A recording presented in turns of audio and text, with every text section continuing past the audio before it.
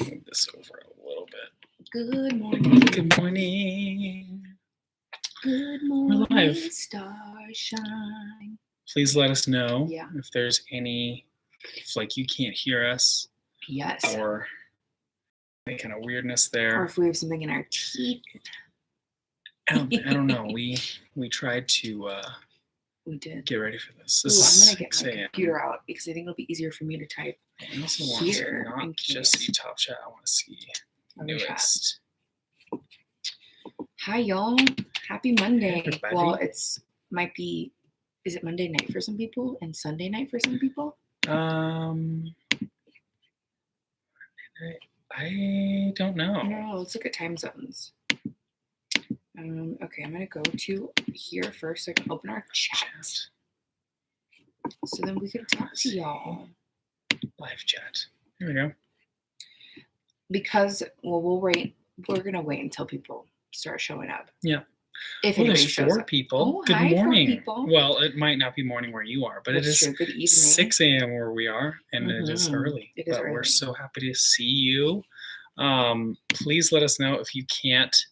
It's Monday night here, 8 p.m. Oh, nice. Where are Nice. you?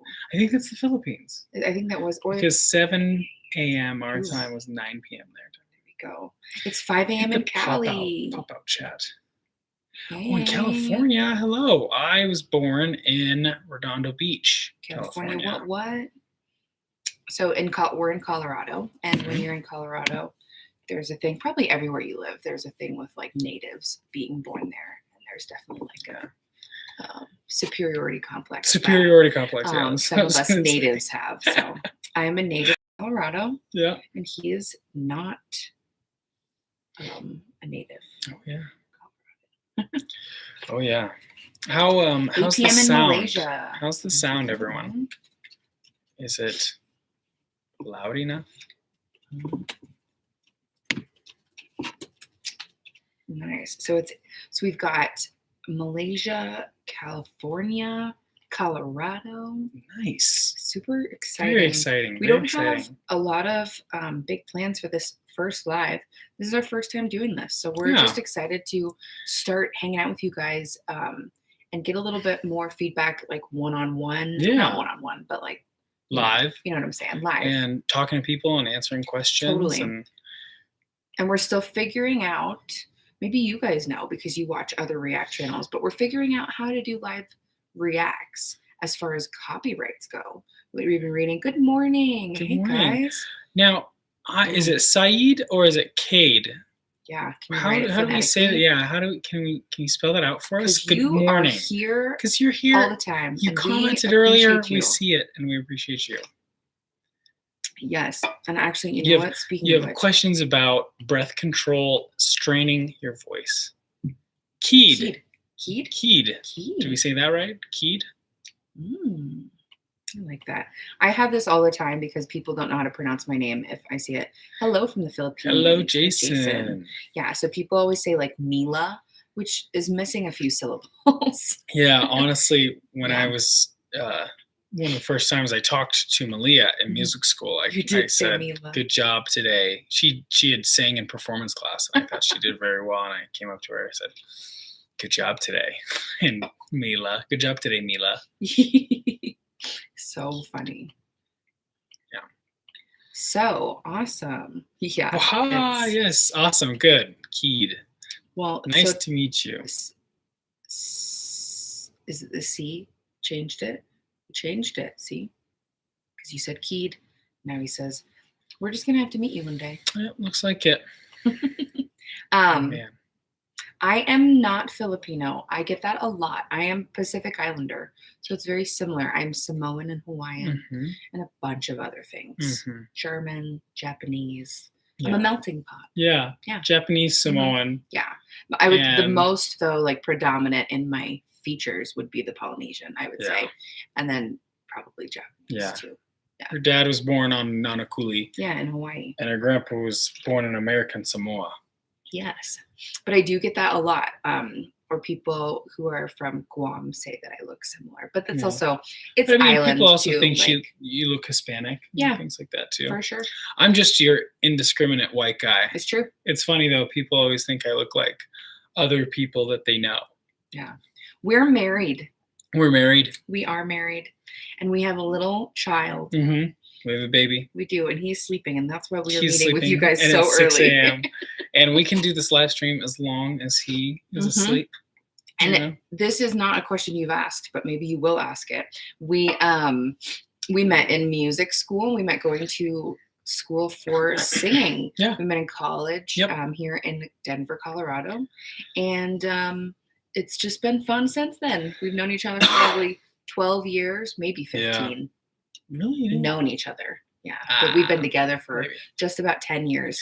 Yeah. Yeah, we were in college a long time ago. Yeah. I was an education major and Melia was a performance major. Yeah. Would you guys be interested in hearing our singing story? Like how we got into singing, and we'd probably do it individually because it would be very long if we did it combined. And it takes a lot of time to put clips and things together of like us singing when we were younger. Yes, because you have that clip. When you plan on becoming famous one day, I think, so we've talked about that in the video before, actually, like how the way you hear yourself, like what you think your voice sounds like, isn't necessarily accurate unless you're listening to a recording of yourself. It's true. Because what we're listening to inside of our head is going through cartilage and brain, and bone and muscle, tissue, and all kinds of stuff. And it's just a totally different sound. That's like why when you leave a voicemail, although we don't really do that much anymore, do we? I guess. No. Maybe when you leave a Marco Polo. Yeah. When you leave a message for somebody and you hear your voice, you're like, that ain't me. Who is that? Yeah. That's awesome. Interesting. Cool. Super cool. Okay, let's talk a little bit about our first question that we got before the live even started. Before the live even started, Keith got in there and got some questions out.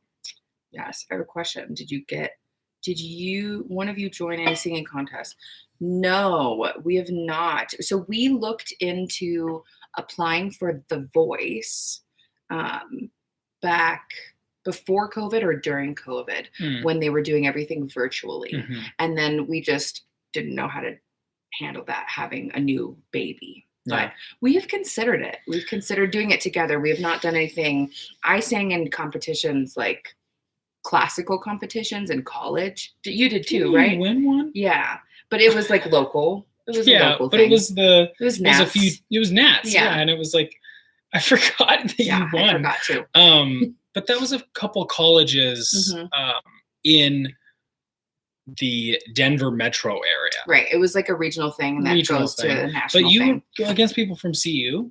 I think CSU, so. You just win in categories. But that was a classical program. That was a different... I won some money, though, so that was awesome. You did win some... But competition's winning. So, winning is winning. Winning is winning. Winning is winning. We're one of those, like, typical... Like, we're those vocalists that everybody's like, you guys need to audition for American Idol. You need to audition for this. And we just have a lot of hesitancy on, the logistics of all those things. But that's for another story. Hi, Jamari. Well, actually, I think it's an interesting topic. Like, so now how some of this stuff works is if you are an established singer in your own right, they will invite you to totally different world. And audition, and they will invite you to be on the show. Yeah. And so, I don't know. I'm kind of hoping for that. Totally. Because we don't want to fly out to a place to audition to either not get it or to stay in a hotel for 8 weeks. Right. Your life just changes when you have a kid, and so you have to consider a lot. So we are definitely not opposed to being on like a vocal show. We think it'd be really fun, and we think that we specifically for The Voice, I think, because they allow duos and trios and groups to go on there. I think that would be a cool opportunity. Also, Melia loves Kelly Clarkson. I love Kelly Clarkson. I also love all the judges, at least on the U.S. Voice. Totally. I mean, there's a lot of great voice. There's a lot of different voices in each country, and they all have I think they do a good job of bringing in real singers, because that was my problem. I love American Idol now, don't get me wrong. Hi, Helen from Lebanon. I have never... So we lived... Did I say hi to Shamari? You did. You just said hi. Yes. like a little backstory again. We've lived in Europe and America, and lived in Germany for almost 5 years. We did live in Germany, and it's just fun to see how global the vocal community is. And we wish that we would have done this a little bit more when we were there, because we could have met some of you guys. Oh man, we could have that would have been flown. Cool. Yeah. Well, that was all before COVID, and you could travel like normally. Now things are crazy. But okay. So, what was the original question? The original question was about breath support. Was about one of many. I mean, Keith brought up like pretty much everything that that is hard about singing. Yeah, scroll up. Let's see. So breath control, straining of voice. Straining of voice. Awesome. Well, let's talk about breath control, because we've talked about breathing, but we were talking about this a little bit earlier on our channel before. Hey, grüß Gott. Yeah, grüß Gott. Oh, that's awesome. Grüß Gott. Super cool. Yeah. Don't ask me to speak German. I'm not gonna do it. I'm not very good at it. Ich würde gern probieren, aber ich habe gar nicht Deutsch gesprochen seit 1,5 Jahre. Das ist sehr schlecht. I just say, my Deutsch is peinlich. It's peinlich. Yeah.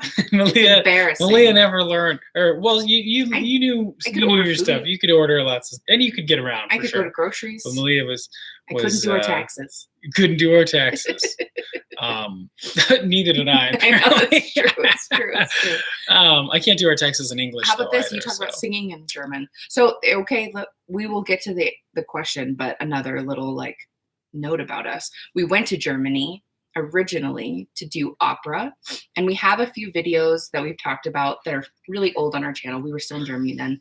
We just talked about our story a bit, but just for those of you who don't know, we moved to Germany to pursue a career in opera. In classical voice. Yeah, we were in Stuttgart specifically, and we went. They have a young artist. They have a program for it's similar to our university level, college level, and they feed directly into the young artist program, feeds directly into the opera house, which is just a really great thing. That's why we went there and moved there. Yep. And there's a lot of programs like exactly. Long story short, we ended up changing our path and didn't feel like opera was our calling anymore, but we still love the foundations of classical vocal training. Would you say that that's accurate? Yeah, absolutely. Yeah, and so we think that there's an importance to that. I think that if you have those foundations, you can really go in any direction. You can take, if you can sing with that kind of, with enough resonance to clear over, an 80% orchestra, as well as, have a huge range where you can sing like the full range of your voice effortlessly with full sound, and it's not just like weak head voice or strong chest voice. Absolutely. You're strong throughout. You can use that. You become a well-rounded singer. You can use that for anything. It's all about using your instrument for the genre you want to do it. Totally. So talk about breath control a little bit. I'm writing down the questions that I see. So I see you. Love it. First of all, So Young is coming. So Young is coming. Second of all, also BTS of course is coming. we loved BTS. We already have. So Young has been filmed. So Young is coming. It's just been locked for a couple weeks. Streaming. Okay, perfect. So talk a little bit about so breath control. Breath control is a tough one, but it's honestly what you should focus on first. What you should really focus on until you kind of make it a habit is having that low singer's breath. Now we have a video about this. Other people have videos about this. It's chest back, and you basically just breathe with your belly. I like to think of it like rolling a toothpaste tube from the bottom, where you drop your belly, and then it comes from the bottom. Let's see what I look like here. It comes from the bottom and goes up. Pavarotti used to do these breathing exercises where he would just go, and it was all low. Like think of it almost like at your belly button or under your belly button is where you should really be breathing from. So work on that. Work on having that, that belly breath. If you're still wondering if you're doing it right, go into the mirror. Always. And see if your shoulders are moving. See if your chest is moving. Those things should always just kind of be up, and your belly should be the only thing that's moving. I would say that's the first step, and you already said that, but I think that verifying that you're breathing correctly, just in general. Because I remember, for me, I was in middle school when I started really taking singing seriously. You know, I was in choir. I didn't have private lessons, but I was in choir.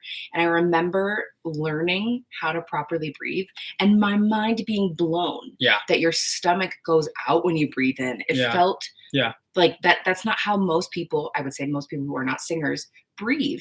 And so once you get over that hurdle and realize that, what did you call it yesterday in the lesson?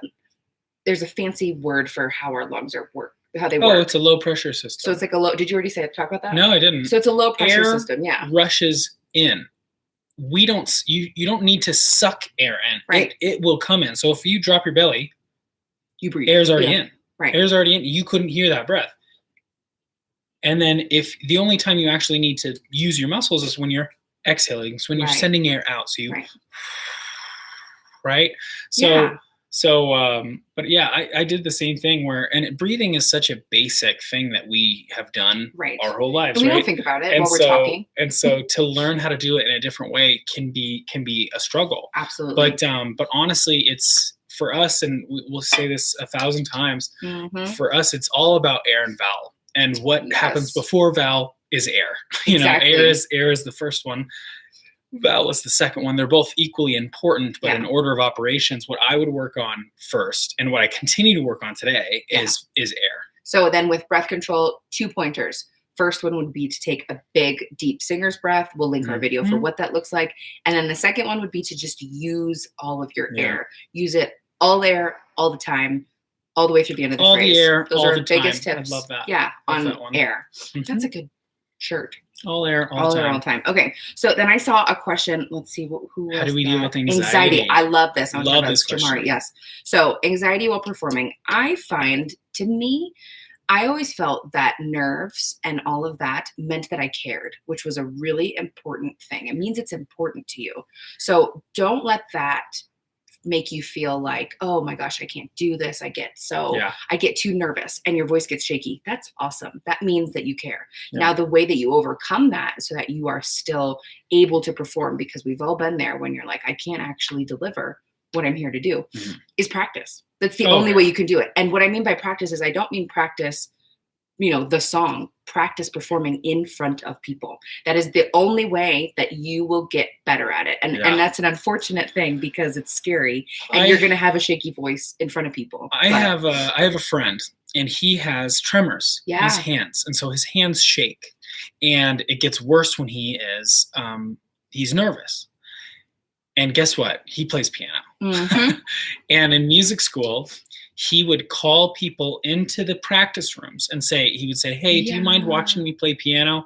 I get very nervous and I'm trying to work on it. And so he would literally bring people in so that he could feel that nerve and still work through it. Now, everybody has different approaches. Like Melia's one about really caring about it. And so you being nervous isn't a bad thing is a wonderful way to look at it. For me, it's the second one you said. If I feel like I'm unprepared in any way, I will be nervous. But if I feel like I know my song and I'm ready to show people, what I can do with that song, or I feel, it goes from nervous to excited to do my thing. Now, I'm one of those people who gets super duper nervous. But if I talk to myself, say things like I can do this, part of it.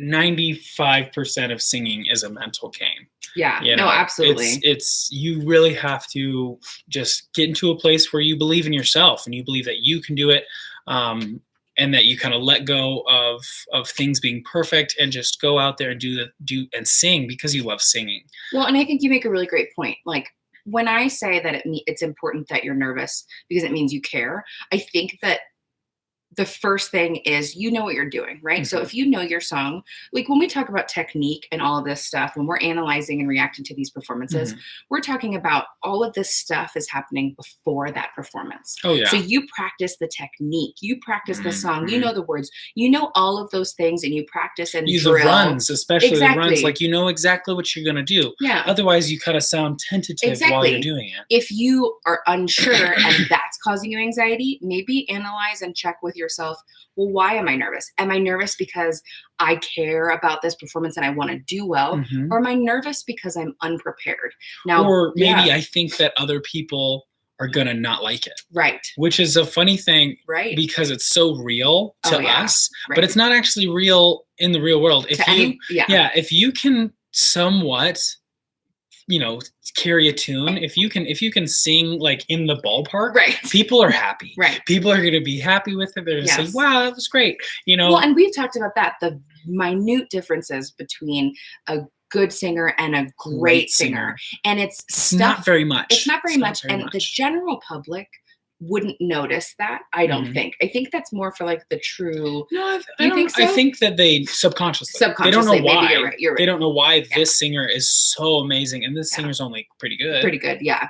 But it's still ultimately, I think that for you, if you have anxiety with performance, especially with singing, because your voice gets shaky. Like our voice is our instrument and our instrument is our body. It's a very different experience if you're playing a guitar, which I find is much more difficult, but that's from practice. Yeah. I have played guitar in front of people less than I have sung in front of people. So now it's all about practice. Now that I play guitar a lot, I am almost uncomfortable not playing the guitar and singing. Absolutely. Right. And it's funny. For years, I didn't know how to play guitar and I would just sing.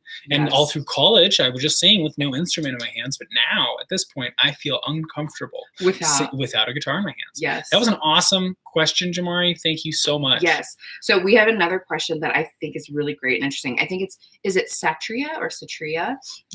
She is asking, so for opera and pop singers, which is a healthier way to hit the high notes? Now, okay, I'm going to link at the end once we upload this.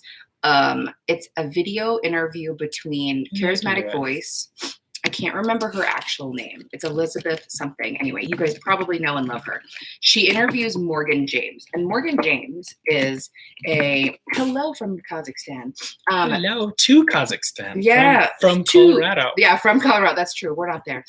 So this interview is with her and Morgan James. And they talk about, so they're both classically trained singers, vocalists. And she talks about how it is the same technique, different genre. And I think that is perfect. That is absolutely true. And that's why we believe so much in having a good foundation technically. And we happen to have a classical technique and style. Video. Yes. I just dropped it. Perfect. Thank you so much. That's great. So she talks about that. And I think that when you're talking between pop and classical, the only difference really is what sound are you looking to achieve? Is the kind of vowel. Exactly. Yeah. So like the vowel affects it. So in pop music, we have a lot of modified vowels. We change the vowel based on the genre. In classical music, you have a lot of pure vowels, and you really only change the vowel based on the language. But even so, they're all pure vowels, and you might modify slightly, but you need it to still sound like a pure vowel. And then I would say the other thing with high notes specifically for women, just because I'm not a male and I don't have a male voice, you're trying to figure out how much mixing are you wanting to do. In a classical setting, you're not really doing much mixing at all. You're probably going to be for high notes. You're going to be singing in your head voice most of the time. There's not a lot of there's no belting in a classical setting unless you're doing a theater classically, right? So like, let's say you're doing pop, and what Morissette does, she will bring in that chest to her high notes, and that's why it sounds so powerful and it sounds so big. So that's appropriate to the genre. It is totally appropriate, and that's how she wants to use her instrument, right? Well, and it's what people want to hear. It's just like you want to hear Celine Dion belt. Like that's why you go buy tickets to see Celine Dion, which we done, September. Which we gone and done did. We did that. But yeah. So I would say health wise, as long as you're approaching both or either way with the correct technique, which is mixing healthily or using your head voice healthily, they can both be equally healthy. Well, and I think that we're not quite experts on belters, but I think of it this way in terms of you have an instrument, right? If you give a classical guitar player an electric guitar and you turn up the gain, he's going to sound however he wants to sound. It's gonna, he's gonna be able to use, or they're gonna be able to use that instrument to do whatever song you want them to do. But if you take somebody who's kind of self-taught, like me, I'm gonna have bad habits, and I'm gonna always kind of sound like the way I sound. It kind of limits my abilities a little bit. That's not to say, like, some of my favorite guitar players are not classical guitar players. And some of my favorite singers are also not classical singers, but some of my favorite singers are also classical singers. Yeah. But I think it's also, ultimately, it depends on the singer. If you hear a high note and it's really sounds like it's pretty tough for somebody, or somebody's doing it, but they can't really do it live, or they can't do it, night after night. Those are signs that something isn't healthy. Yeah. So I don't think that like one is healthier than the other. I think it always depends on the singer and how the singer approaches a high note and what they're doing. Like and what they're doing. Because even like we talk about too, comparing it to athletes, right? Yeah. They're athletes that do extreme things, and they're not doing it every day. Yeah. And they're still doing it in a healthy way. Yeah, and the recovery. Yeah, and they've things recovered. Like that. So I'm no one's favorite is here, and she likes your mustache. I love it. That's why she's my favorite. Yeah. Yeah. We've assumed. I'm sorry. I'm assuming you're a she. That's why they are my favorite. They. You are my favorite. So yes, I am voting. I vote no on the Melia mustache. votes no on the mustache. I vote no. You guys can vote today, and then maybe in the next React video. My son hasn't really noticed, but he's only one, so. Okay, so there was another question. First of all, we will definitely react to BTS. We will also react to Morissette. And interesting, there is a new concert. He was saying there's a concert that's pretty cool. Coming. And then also a lot of musicians and stuff are going back on tour. It is so exciting. We just told you guys we're gonna go see Celine Dion in September. Oh. I'm not a huge Celine. Melia is a huge Celine Dion fan. Huge. I am not a huge Celine Dion fan. Not because she's not an amazing singer, but because it's a genre, and I never really listened to her. Yeah. But I think we want to go see her because she probably is going to stop touring soon, and she's honestly one of the best vocalists at least in our minds, over the last 30, 40 years. I'm excited to see her at this stage in her career because we talk a lot about longevity of singing, and she's in her 60s or 70s. And she still does what she does every night, which is insanity. And it's insanity. And this is what we mean too when we think that somebody's like doing something healthy or not. Broadway singers do 8 shows a week, every night, and twice on Sunday. Celine Dion had a Vegas show where she did probably at least 4 or 5 shows a week. All the time. The time. And so when you see some of these pop singers who can't really keep up with a touring schedule where it's like 2 to 3 shows a week, not saying that that's not a lot, and not saying that like traveling is really hard, and it's like, I couldn't do it. I know I couldn't do it. But like when you see people who are doing it and are doing it in a way where they can do it night after night, there's something special about that. Absolutely. And that's when we really start to try to pay attention and learn as much as we can from people who can do things that are amazing in a way that doesn't tax their voice very much. Absolutely. But she also is a person who's had vocal surgery. She has, Celine Dion is a person who's had vocal surgery. But what I'm seeing from people who have vocal surgery is that afterward, they take voice lessons and they really work on their technique. Right. And they come back and they're better than ever. Right. Because now they know how to use their voice, still have the same beautiful voice that they've had, but use it in a better way. Absolutely. Like, John Mayer, Celine Dion. She's only 53 years old. What? See, 53. That actually that makes a lot of sense. Jeez, you said 60s. I said 70s. You said 70s, but I feel like you were more confident with 60s. Let's see. Look at this. She is 53. I mean, I trusted you. I really did trust you. Diana. I really did trusted you. I really did trust you. I know. I've seen a lot of her. Really? I haven't seen her sing, but I've seen a lot of people request and react to her. I'm adding interested. That to my list. I used to watch when I was I love choir. I was always in choir and we met in choir. Yeah. But Russian choirs sound so Russian's different, another beautiful language, than American choirs or British choirs. Yeah. Russian choirs have just such a unique sound. that I'm really interested. Okay, there was a question about pronunciation. Aish. I don't know if that's how I'm saying that correctly. Yeah. So does pronunciation affect the singer sound in general? Absolutely. I think so. And we've talked about that too. So like you listen to people who sing in English, but English is not their first language. And they have no accent, right? Yeah. Or what we perceive as an accent. Yeah. And I think that it's all about vowel. Singing is all vowel, right? It's air and a vowel. Air and vowel. That's what we talk about that all the time. Mm-hmm. And so I think that if you have, like, when you hear people who are singing in a language and they have poor pronunciation, it will affect the way the song sounds. That happened to us in classical music all the time. All the time. We sang in different languages and we were terrible at it because you're learning. Yeah, and you're learning, and like you're singing in French and Italian and German, and I had a song in Russian. Exactly. And you had songs in... I mostly sang in French and like all the romantic languages. I had another different one for me. Anyway, it's like... It goes back to what we were saying earlier about knowing exactly what you're doing or being very intentional about what you're doing. So when you go for that vowel, if you know what you're going for, if you know what it's supposed to sound like, if you know that kind of stuff, you're going to be more confident in it, and it's going to sound clearer. It's going to sound more powerful because you're more intentional. You're decisive with it. You say, I'm singing it this way, and I know that that's the right way. If you're like, I'm kind of doing it. I think this is how it goes.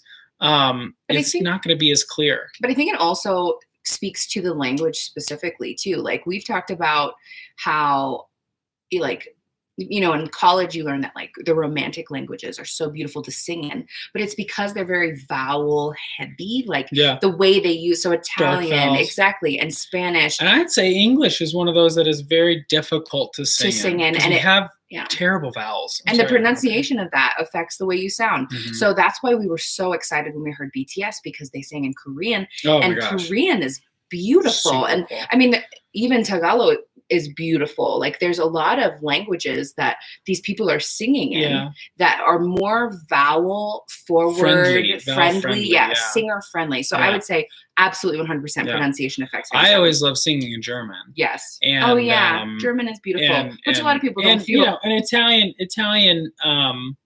you know, all of those languages have what. And when we studied, classic. You know, we're in America. We studied classical Western music. But like that was a really cool thing. Watching people singing Tagalog and also in Korean, was the vowels are sing friendly. Yeah. And so that really is super cool and kind of exciting. Yeah. There was just another question about breath real quick. That whenever you sing for yourself all the time, and whenever you sing for somebody, you're saying that your breath gets really like weak and bad and you need to relax. And I think that it's just like we were talking about earlier, it's practicing that experience. So sing for people often, and sing for people. Like it's so funny, the people closest to you often make you the most nervous. So if you have like a roommate, or if you live with your parents, like do that. Like just say, hey, can I sing in front of you? And it's gonna feel cringy and embarrassing. Oh my gosh, but but having that feeling and getting through it is gonna help you do that over and over again. Also, I want to say your name correctly. Abdirasul.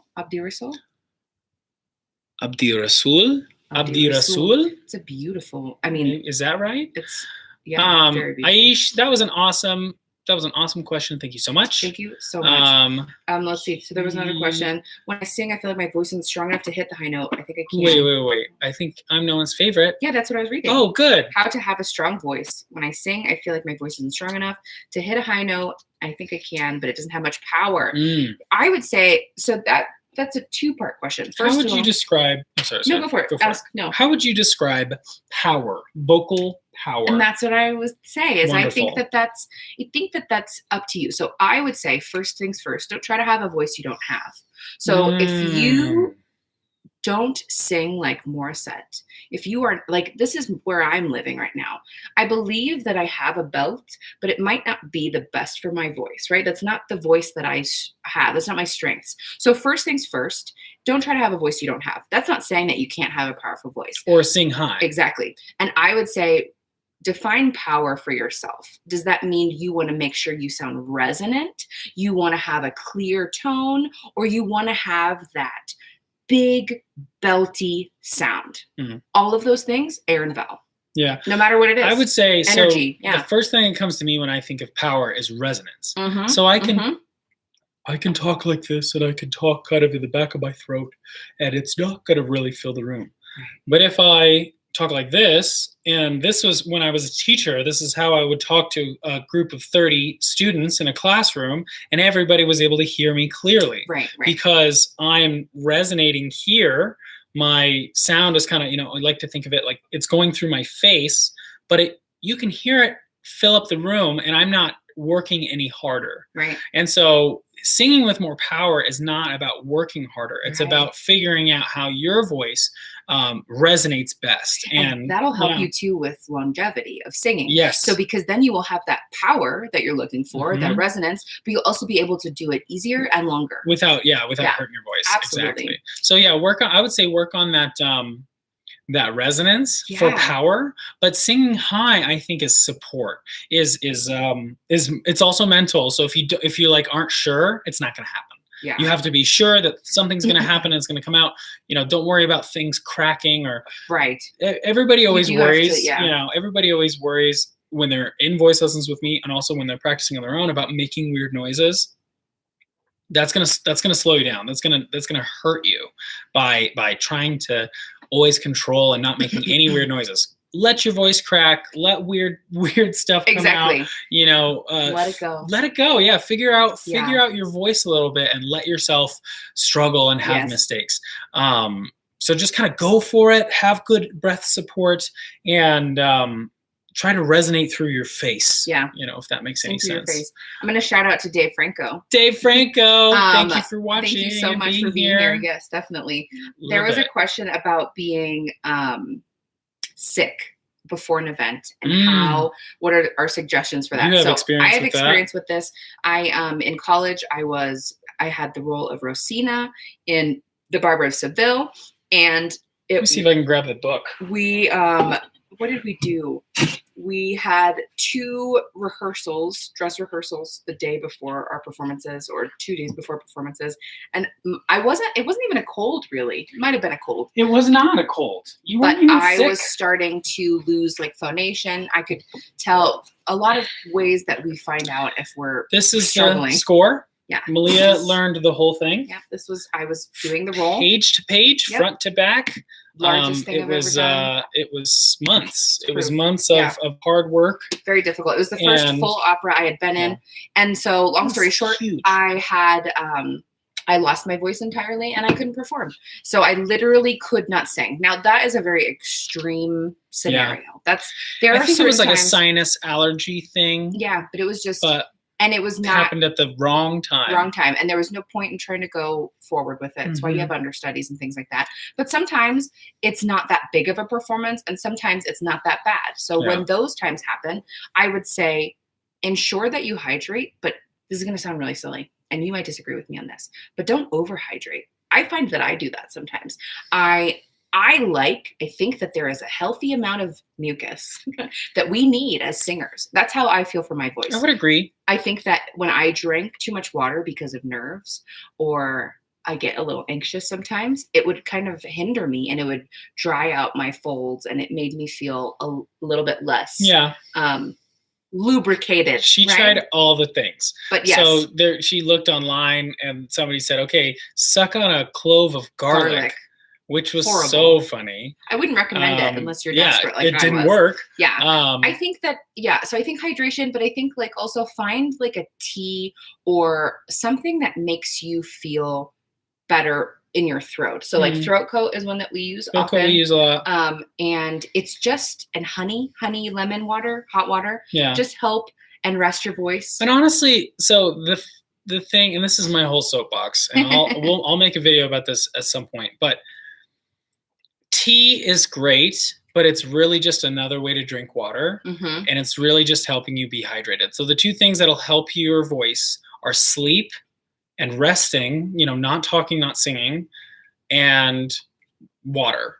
And so, any kind of specialty is not actually, when people say it coats your vocal folds, unless you're inhaling it into your lungs, which I don't recommend. I really hope you don't inhale hot tea into your lungs. It's not supposed to go there. It's not actually touching your vocal folds or even really going near them. And so there's no real quick fix for vocal issues.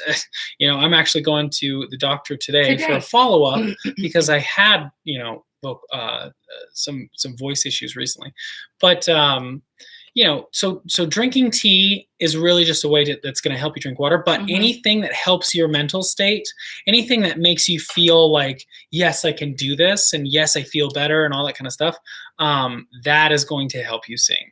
Your mental state and you believing that you can sing is going to help you a lot more than any kind of special spray. But if that special spray makes you think that you can, makes you feel better, then it works.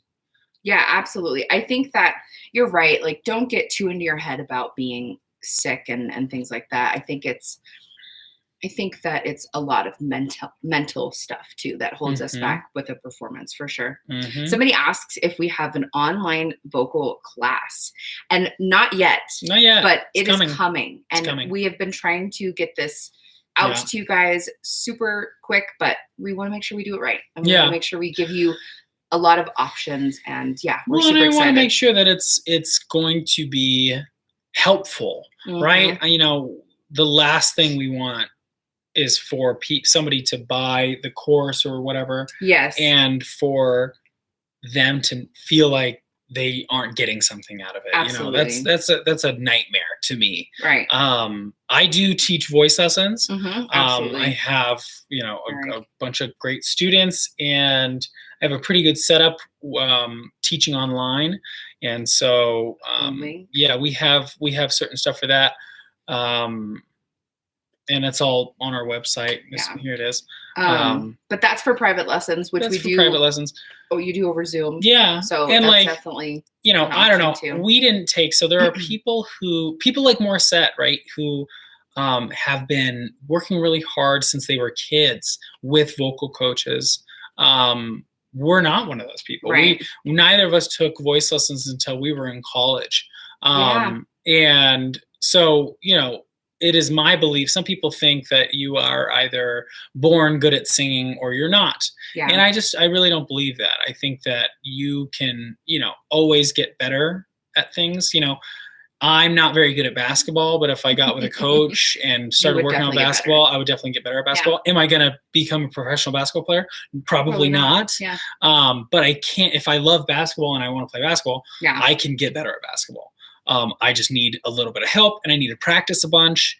But I think that voice lessons have been extremely helpful for me. Would you say that they've been helpful for you? 100%. It's just like therapy. Yeah. It's just like anything that you want to get better at, and you need another professional to help you and be your ears and kind of coach you through stuff. There's just a lot of benefit to it. I also feel like voice lessons are really helpful for life. Like, you learn about the process. That's another thing we talk about a lot. Like, process over product. Yeah, it's the process. It's about learning. It's about the journey, which is life too. Like, it's a very great metaphor for how the world works, I think. So it's not about the end goal. Yeah, another good one is failure is a better teacher than success.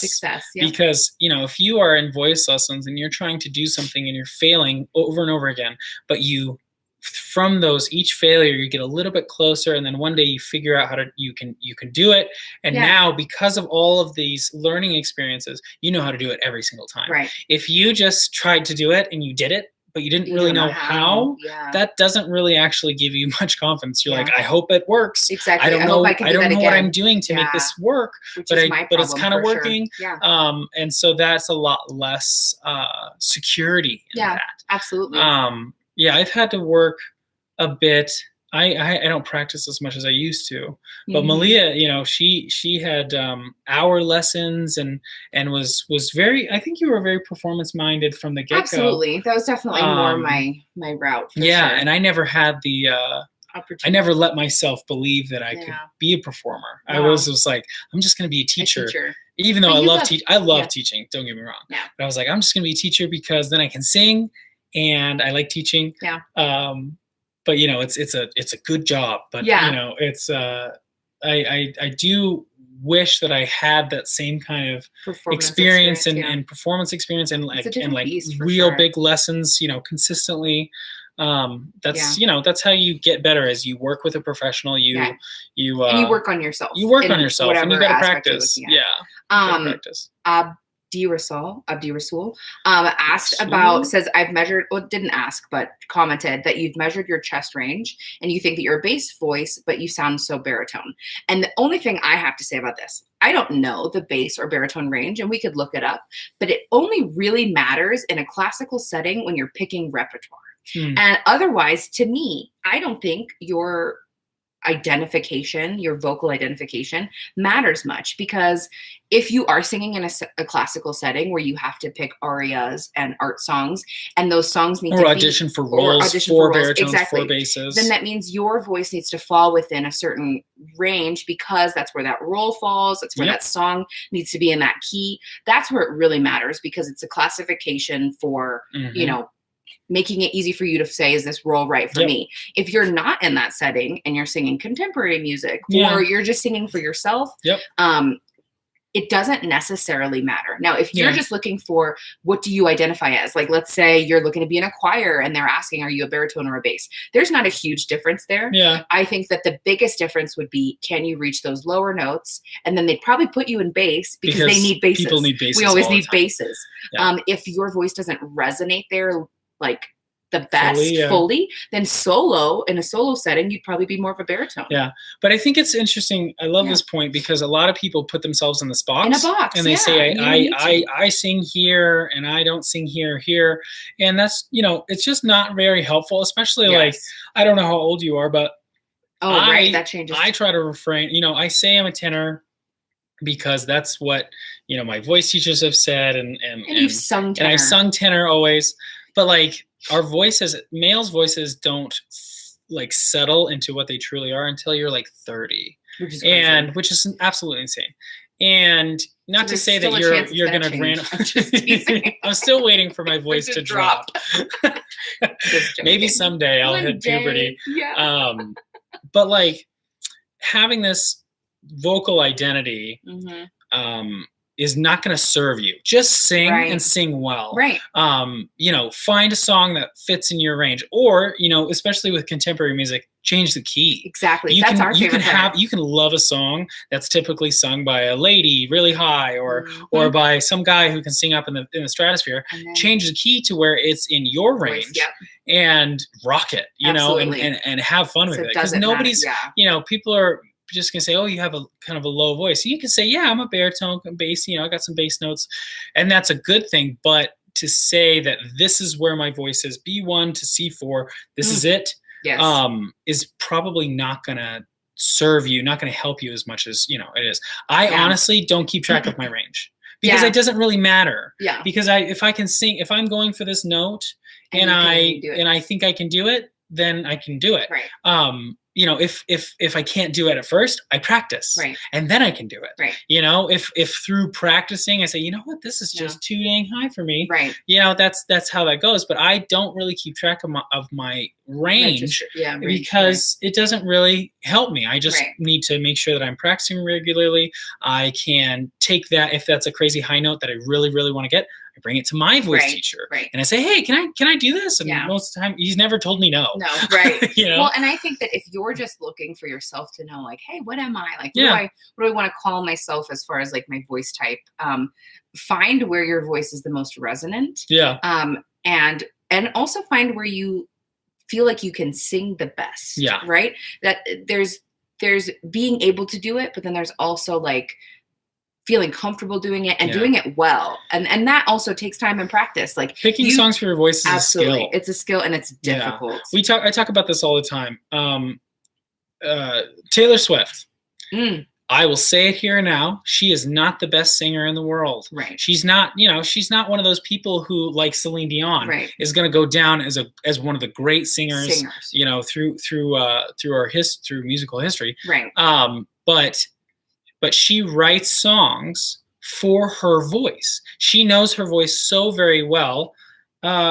Chris Nard, please don't spam. one is enough. I appreciate it. We love your comment, but please don't spam. But she writes and picks songs that are great for her voice, and that's why does a great show and has great music. So you don't have to be the best singer in the world, but you do have to know your voice and pick the right song for you. Absolutely. You had another question about singing a cappella, and then when you sing with music, you get distracted. And that makes a lot of sense because you're probably practicing by yourself, and then you add a track or you meet with a person. And that is another thing you just need to practice. Like those are things that it's new elements, other things that come up, and you need to make sure you've experienced it before. Like if we're talking about before a performance or something. Performance. Yeah. But then there's a really great question that I know we have very, very big opinions about. The question from Jamari was, do you think that learning an instrument can be beneficial to learning the foundations of vocal technique? The foundations of vocal technique. All right. I know how I feel about it. I would like for you to go first. You want me to go first? Yeah. Okay. Interviewing you. We need a microphone. If we're talking about the foundations of vocal technique, an instrument will not help you. An instrument will, in fact, if you're trying to learn how to sing well while trying to play an instrument, it is going to be too much to handle. Like if you're, ask me how I know. So I learned the guitar about 6 years ago now. I picked up the guitar and I committed to learning the guitar. I tried, off and on since I was like a teenager, and never really went anymore. I was like lots of people. I could only play like one little thing. That was it. The beginning of Stairway to Heaven, Pink Floyd's Stairway to Heaven. And that was it. Now and then once I was committed to learning how to play, I was not focused on my singing. I was trying to play this guitar. And so I would sing worse, and because I was focused on playing guitar. So unless so when I practice voice, I only practice voice. Yeah. I'm not trying to do too many things at the same time, because then you're going to develop bad habits. You're going to do things the same. You're not going to progress. You're not going to develop new habits. You're not going to do things in a new way. Yeah. And so I 100% believe that you should learn an instrument. I think that it is important. I think that it's fun and it's helpful and it's great. But if you want to learn and focus on the foundations of the voice, that is your instrument that you're learning. I can't learn the drums and the guitar at the same time. Right. Those are, two different things, and it would be unwise for me to try. Absolutely. I agree. I think that what people often overlook is how the voice is an instrument. And that's not like to say, oh, you got that wrong. No, the voice is an instrument, and it is our instrument. And a lot of us don't use it as an instrument. A lot of us really don't use it to its full potential, including myself. I'm guilty of this. So I think that what I would say to start with, start using your voice as an instrument. Start understanding how your voice works. Start understanding music theory as it applies to your voice, because it is very different for instrumentalists. They have a button to press. They have a button to push that is that note. We have to audiate. Is that the word? Right? We have to come up with the notes from ourselves. Yes, that is the word. We can't just push a button. So audiation means that you think the sound. Right. So there's just a lot more to it. It's psychological, it's physical, it's all of those things. So I would say get a tuning fork and use that to help you become the instrument. Put on a karaoke track all over YouTube and sing along with it, but don't focus on what's, definitely tune with the music, but if you're trying to focus on giving yourself the accompaniment, you're not going to be able to focus on. You're taking away your brain power to think of your voice and what you're doing there. It's more than enough to think about. Yes. When I practice guitar, I'm not singing. I'm trying to play the guitar better and learn different ways of how I can play the guitar better. I can't do that and sing well and practice singing at the same time. So I would say then, focus on your voice first. And then as you get a better understanding of your voice, as far as technique goes, which is a lifelong process. So you're never done. But as you get a better understanding of your technique, as musicians, we absolutely believe that you should learn instruments. Totally. To be your own accompaniment, to have an understanding of another instrument does help you with your voice. Totally. After you've learned the foundations of technique. Totally. Yeah. Well, I think we skipped Abdi Rasul. We did? For every song you learn in acapella, and now that he sings it with music, he gets distracted. We just answered that. No, we answered the next one. No, I said that, and they said you get distracted, and I said you need to practice with the song. With the song, okay. Mm-hmm. Well, that's all I would say. I'm too. so sorry. Practice with the music. Exactly. How do I differentiate falsetto head voice and super head voice? Well, I've never heard of super head voice, but where's that? Anyway, keep going. After this. Oh wait, no. I'm sorry. No. That's right. You're right. Yeah. That's the next one. Yep, so sorry. Good question. Satria. Mm-hmm. Sorry if I'm saying that wrong. How to differentiate falsetto head voice and super head voice. So falsetto is just the very edges of the vocal fold. Right. Our folds kind of buzz like lips.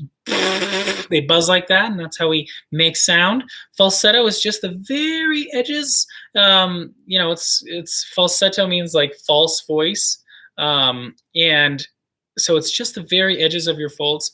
And head voice, to me, and you've probably seen the comments. People disagree with me on this, but I believe that they are the same thing. Mm-hmm. I think that, I think that,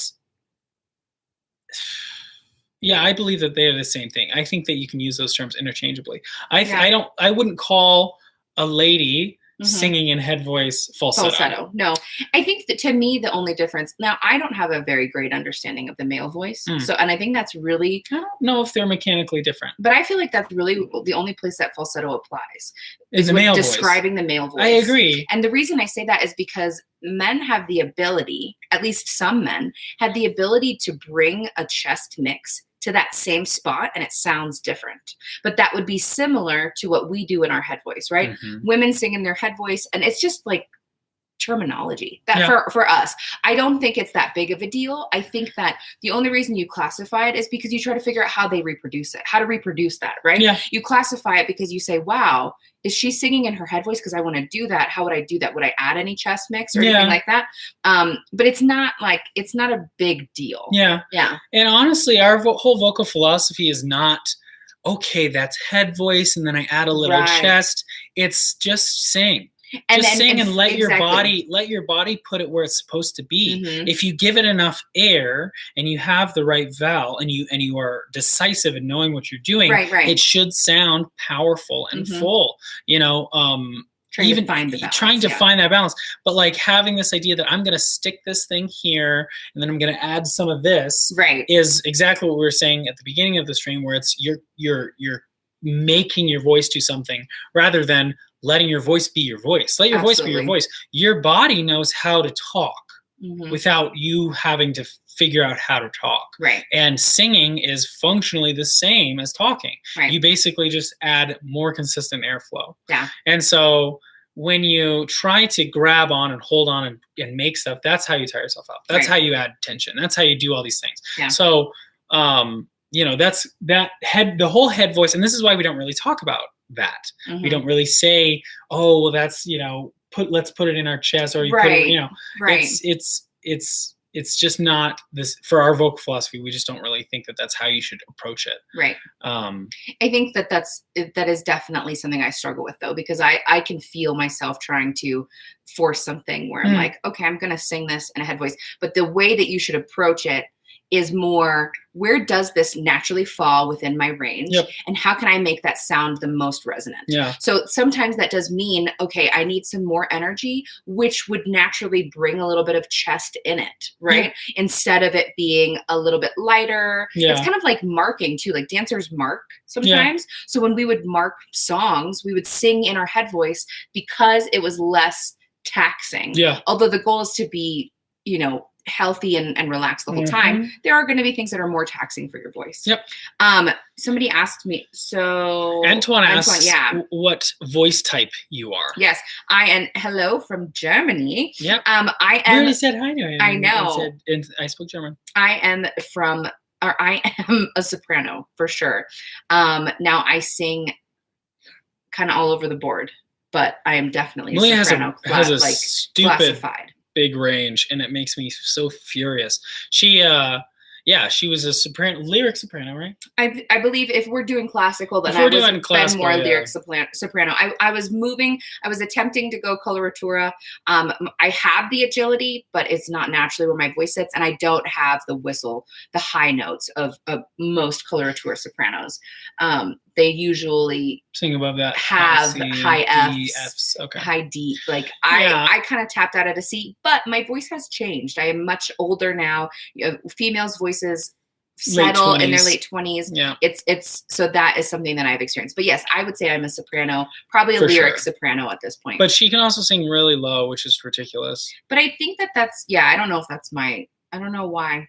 It's just what God gave me. Oh man. Thank you so much, Dave Franco, by the way. Yeah. Yeah, that is the nicest thing. Your channel is going to go so far, and you're honored to be part of this phase. And we are honored to have you. We are so excited about this part of our channel right now. We've been at this for 3 years. Yeah.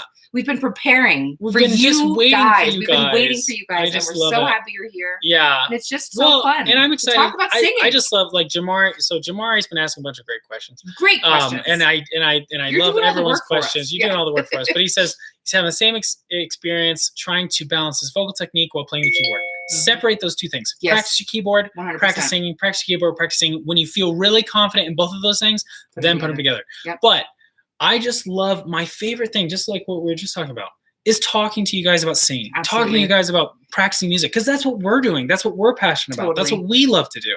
So, anytime people want to talk about making music or just even their joy of singing, you don't have to be a great singer. You have to love singing, because I love singing. Yeah. And so if you love singing and I love singing, that's really all that matters. I don't care if you can, you can't even hit a note. If you love singing, that's great. And I would love to sing with you. Absolutely. He asked another question, which I think is, you've got great questions. In your personal experiences, given your operatic background, are there any stylistic choices in various artists that you would suggest refraining from?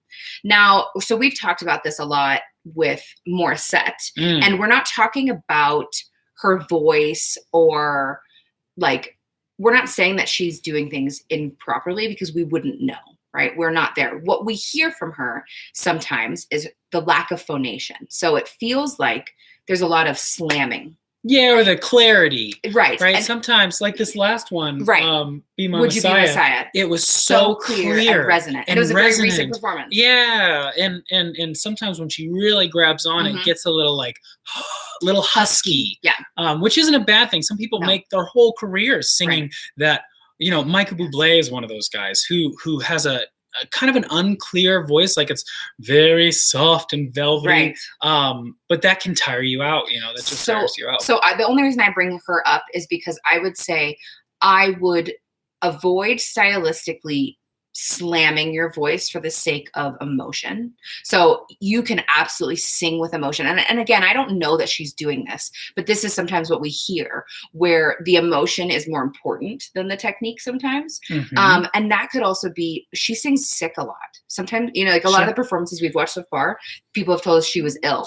That happens. That's just going to be the circumstances. Especially when this is your job. Of that performance. So that's when you got to go to work. Exactly. You got to go to work. But then the one stylistic thing I would say to avoid is that under-supported singing. Just in general, if you ever sing supported. You can have dynamics. You can have, all of that intensity and emotion and all that stuff with support that creates full phonation and resonance that is good for you. And part of our whole thing here, and we've said it a couple different ways, is don't try to sound like Morissette. Morissette doesn't sound like anybody but Morissette. She's trying to sound, she's just singing, so when people are trying to, and this happens a lot, when I'm teaching lessons, people want to sound like a certain person.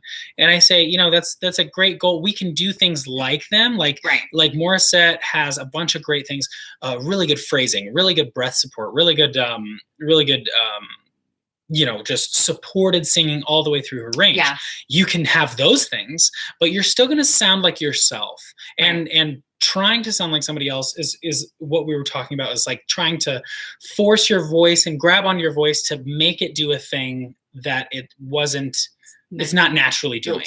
Yeah, it wasn't built to do. It's singing naturally, sounding like yourself is the best you're ever going to sound. It's the best you're going to sing. So go for that. Yeah. And try not to, I'm guilty of this, where I loved singing Michael Bublé, and I wanted to sing like Michael Bublé, and that's how I did it.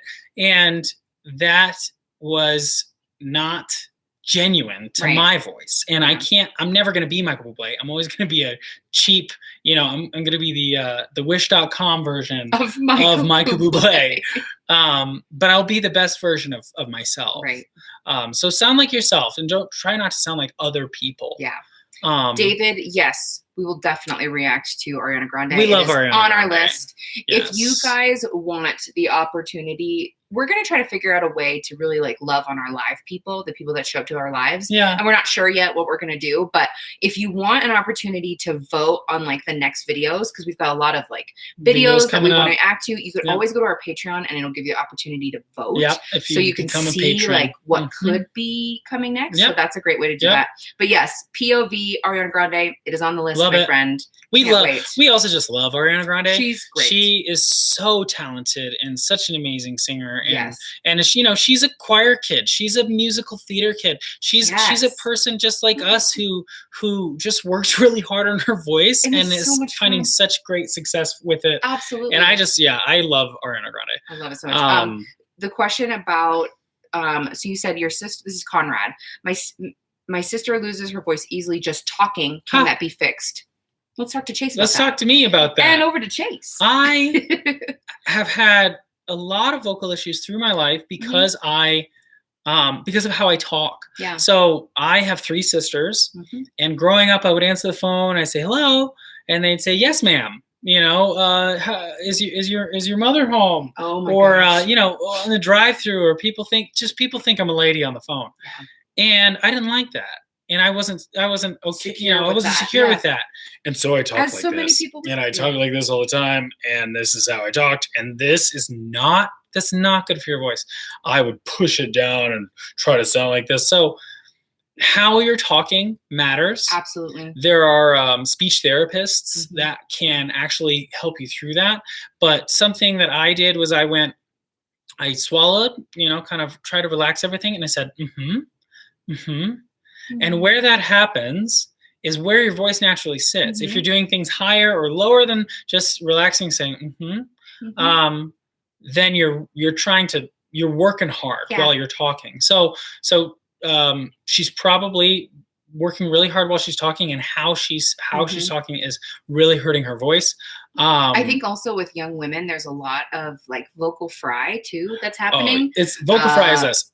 So you talk without making sound. And I'm not saying that's what she's doing. That's very American. It's big in America. It's bad. But I think a lot of times we subconsciously try to recreate the way people sound and speak. So I think another point to what you were saying is your voice could change throughout the day. When you wake up, your natural voice is going to sound very different than it will later because it's not warmed up yet. And as it warms up, it'll have more, variety and all that stuff. So I would just say exactly that. Yeah. Just try to find where your voice sits, and it'll hopefully help her not lose it, because we've been there. Yeah. Also, Conrad, we can't react to Jacob Collier because he's too good at music, and he's really amazing. I hate him because he's so stinking good at music. And he's also he's just so good. Oh my gosh, his Tiny Desk concert was amazing. He is a fabulous musician. And it's scary how good at music he is. Yeah. He's so good. He's so good. Yeah. He sings in an interesting way, and we talked about that. He does. But you can't just what's going on in his mind and what he does with his instrument and how he creates music is just it's awe-inspiring. It's like watching Mozart. It's like watching just a modern day musical genius, and it's kind of awe-inspiring. So yes, I don't hate Jacob Collier, but I am jealous. But I am extremely jealous. Satria is asking about singing off key, and absolutely. So here's the thing: when you sing out of tune in a contest or in a performance that's being judged, like we had things called juries in college. So juries are, you had prepared all semester with a song, and then you go and you sing them in front of all of the voice teacher faculty, voice faculty. Wow, I can't speak. And I found mine the other day. Maybe one day we'll read them to you. Oh my goodness. And they write I'm pretty sure I threw mine away. I think I have every single one. Anyway, they review you. And yes, being in tune, intonation is something you're graded on. Same with vocal contests and shows and stuff. So every singer has that moment. Yeah. Even the best. Oh my gosh. You sing out of tune. You sing out of tune. It's part of it. But yes, it would definitely be considered a mistake if you're being judged in that way. Well, it's a foundation. I think it's a foundational piece of singing. Right. You just like you can sing out of tune, you can run out of breath. And yes, breath is a foundational part of singing. If you're running out of breath all the time, that's a problem. If you're singing out of tune all the time, that's a problem. Yeah. Now, I have students who, when we started working with them, they couldn't really match pitch. There are a lot of different exercises to strengthen that. A big one is ear training. And it's not just your ears, because your ears can be really good, but the connection between your voice and your ears can be, shaky. Absolutely. That's what my problem is. That's a lot of people too, when they know that they're wrong while they're singing, and then they don't sing because they know that they're wrong and it's too hard to sing the wrong note. Right.